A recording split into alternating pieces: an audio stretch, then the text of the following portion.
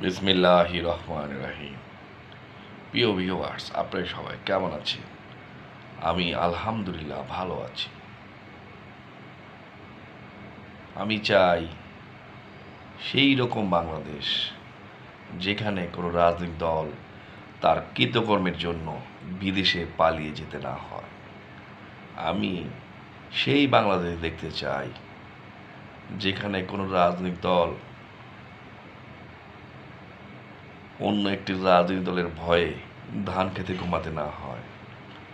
আমি চাই সব রাজনৈতিক দলকে নিয়ে বাংলাদেশকে গড়ে তুলতে। যদি আমরা সবাই মিলে একসাথে বাংলাদেশকে গড়ে তুলি, তবেই বিশ্ব দরবারে বাংলাদেশ মাথা উঁচু করে দাঁড়াতে পারবে। তবেই বাংলাদেশের সম্মান বাড়বে, বাংলাদেশের মানুষের সম্মান বাড়বে, বাংলাদেশ এগিয়ে যাবে।